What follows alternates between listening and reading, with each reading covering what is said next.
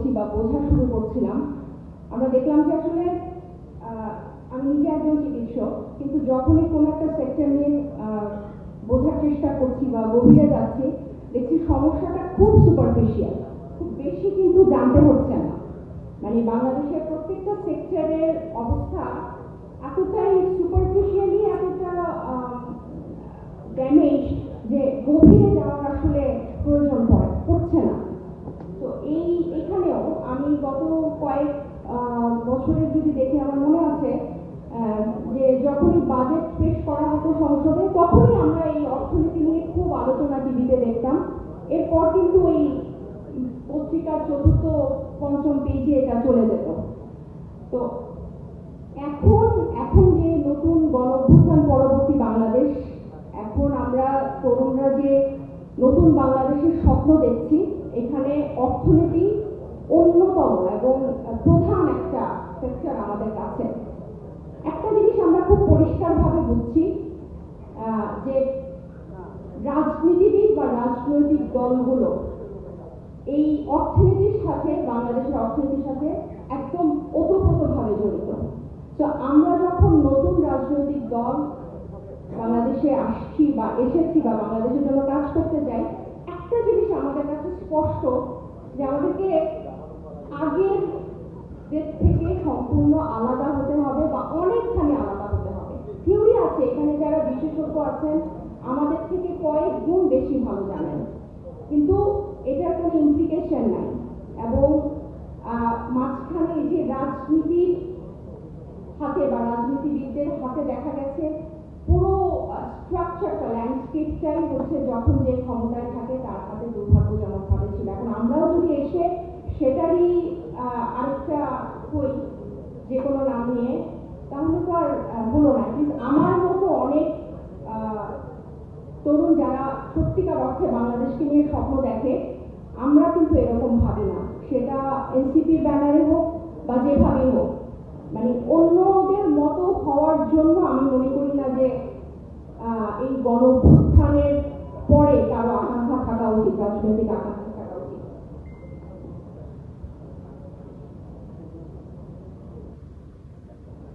এই পুঁজিবাজার বা capital market যেটাই বলেন, যে অনেকেই বোধারা বলে যে এটা হচ্ছে অর্থনীতির আয়নার মতো, কিন্তু দুর্ভাগ্যজনকভাবে সত্য, অন্যান্য সেক্টরের মতো এটাও একেবারেই একদম গত কয়েক দশকে একদম কুক্ষিগত ছিল অল্প কিছু গোষ্ঠীর কাছে, এবং সবকিছু ওই থিওরির মতো করে এসেছে। উদ্যোক্তা এবং বিনিয়োগকারী সাথে কোনো সম্পর্ক নাই, সবকিছু একটা গোষ্ঠীর হাতে বন্ধ ছিল।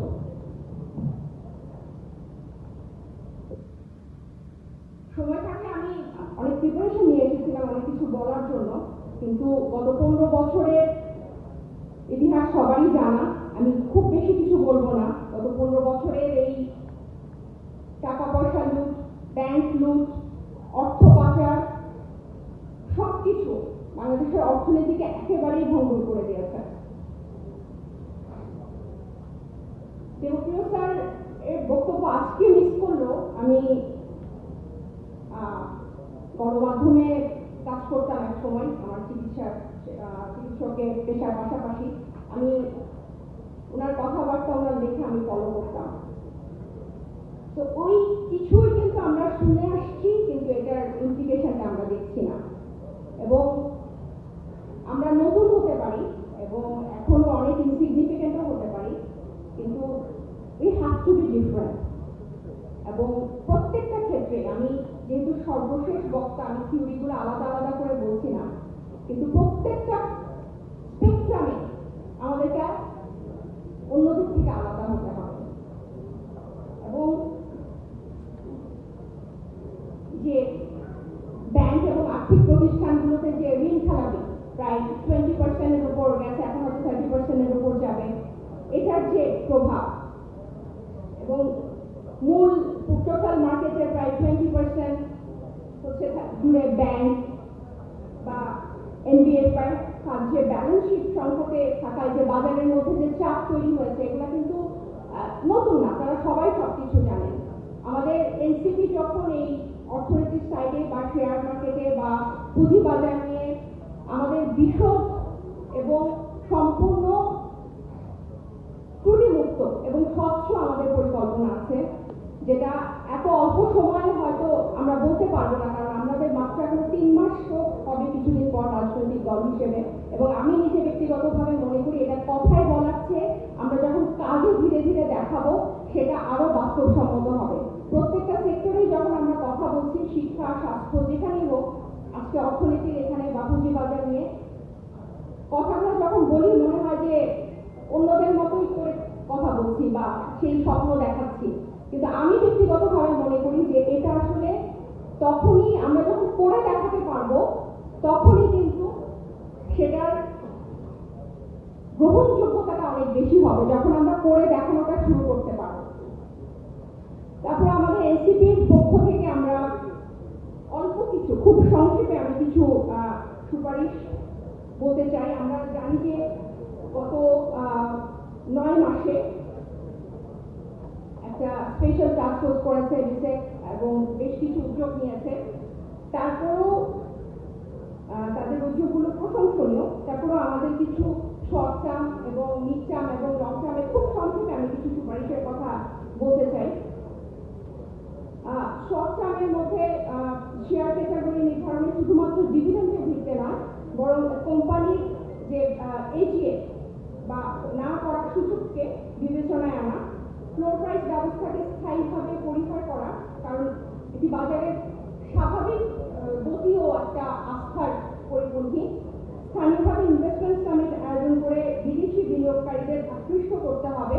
এবং এটা যেহেতু রিসেন্টলি একটা সামিট হয়েছে, আমার মনে হয় কি যে রাজনৈতিক পুরো প্রত্যেকটা দল বা প্রত্যেকটা পক্ষ যারা আছে, আমরা আসলে সব ক্ষেত্রে একজন আরেকজনের যে প্রতিপক্ষ হয়ে যায় প্রত্যেকটা ব্যাপারে, আমাদের এই প্রতিপক্ষ হওয়ার বা বিতর্ক করার পয়েন্টগুলো আসলে ঠিক করতে হবে, যেটাতে জাতীয় স্বার্থ, জাতীয় অর্থনীতি ফলপ্রসূ হয়, সুবিধাভোগ হয়, সাপোর্টিভ হয়।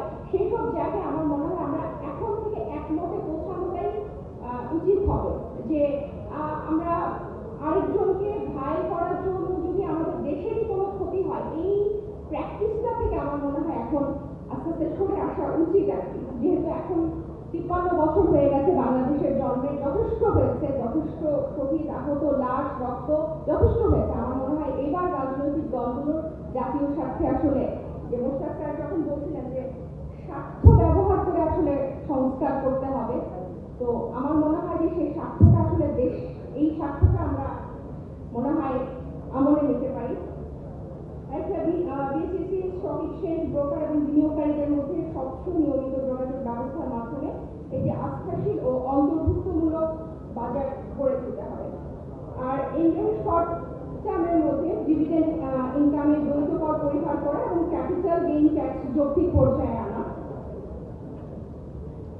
মিউচুয়াল ফান্ডে পেশাদার ব্যবস্থাপনা বাধ্যতামূলক করা এবং যেসব ফান্ডে অর্থের অপব্যবহার হয়েছে সেগুলোর ব্যবস্থাপনায় পরিবর্তন আনা। একই সাথে মিউচুয়াল ফান্ডে প্রাপ্ত ডিভিডেন্ড কর রেয়ার দিতে হবে। তালিকাভুক্ত ও অতালিকাভুক্ত কোম্পানির যে কর হারে আরো বেশি ডিফারেন্স আনা, যাতে আরো কোম্পানি পুঁজিবাজারে তালিকাভুক্ত হতে আগ্রহী হয়। এসেট ব্যাক সিকিউরিটিজের ট্রান্সফারে কর মকুব করা, যাতে বিকল্প বিনিয়োগ মাধ্যমে বিকাশ ঘটে। বাংলাদেশ ব্যাংক এবং ফিনান্স মিনিস্ট্রি যদি শর্ট টার্মে চায়, অর্থ ঋণ আদালত আইন 2003 সংস্কার ও দেউলিয়াত্ব আইন দ্রুত বাস্তবায়নের মাধ্যমে ব্যাংক ও কর্পোরেট রিকভারি প্রক্রিয়াকে গতিশীল করতে হবে। আমাদের একজন সম্মানিত আলোচক বলছিলেন যে আমাদের কোনো বিনিয়োগ আইন নাই, তো এই ব্যাপারেও যদি সংশ্লিষ্টরা দৃষ্টি দেয়। নিচে আমরা কারেন্সি ট্রেডিং, কমোডিটি ডেরিভেটিভ ও শর্ট সেল চালু করে বাজারে লিকুইডিটি বাড়ানো, যেন বিনিয়োগকারীদের জন্য আরো কার্যকর অনেক অপরচুনিটি তৈরি হয়। লং টার্মে ডিমান্ড সাইড শক্তিশালী করতে provident fund, pension fund, sovereign wealth fund ও বিভিন্ন ফাউন্ডেশনের বিনিয়োগ কর কাঠামো স্থির ও বিনিয়োগ বান্ধব করা। মোদ্দা কথা যে এনসিপি একেবারেই নতুন এবং অনেক ক্ষেত্রে এখনো আমরা প্রত্যাশা অনুযায়ী কাজ করতে পারছি না বা কথা বলতে পারছি না। কিন্তু একটা জিনিস আমি স্পষ্ট করতে চাই, বাংলাদেশের প্রত্যেকটা সেক্টরে রাজনৈতিক দলগুলো এবং রাজনীতিবিদরা বিগত দিনে বাংলাদেশের উন্নয়নে অনেক বড় বাধা হয়েছে দুঃখজনকভাবে। এবং এই যে politically connected people, politically connected company, এসবের কারণে বাংলাদেশের অগ্রযাত্রার 53 বছরে যা হওয়া উচিত সেটা হতে পারে না। আমি অন্তত এতটুকু বলতে চাই, এনসিপি সেরকম কিছু হবে না। যদি হয় তাহলে এনসিপি বাকিদের মতো হারিয়ে যাবে। এবং আমরা খুব দৃঢ়ভাবে আশা করছি এবং স্বপ্ন দেখছি যে বাংলাদেশের অর্থনীতিকে, বাংলাদেশের পুঁজিবাজারকে ঘোরাতে, হয়তো এই যে ইকুইটি মার্কেটের কথা আমরা যেটা বলছি এটা হয়তো ওভারনাইট সম্ভব হবে না, কিন্তু এটা আমরা ইন্ট্রোডিউস করতে চাই, সব আলোচনা আমরা আনতে চাই। কারণ আমরা এখন আধুনিক যুগ, ইন্টারনেটের যুগে আছে, আমরা দেখছি বিশ্বের বিভিন্ন দেশ কিভাবে হচ্ছে, আমরা কিন্তু কম্পেয়ার করছি। তো এখনকার তরুণরা, এখনকার প্রজন্মরা খালি স্কুল কলেজ পাশ করে দেশের বাইরে চলে যাওয়ার স্বপ্ন দেখে না, যা দেশের বাইরে হচ্ছে সেটা এখানে করার স্বপ্ন দেখে। তো আমি এটুকু আপনাদেরকে মাধ্যমে দেশবাসীকে জানাতে চাই, এনসিপি নতুন রাজনৈতিক দল, নতুন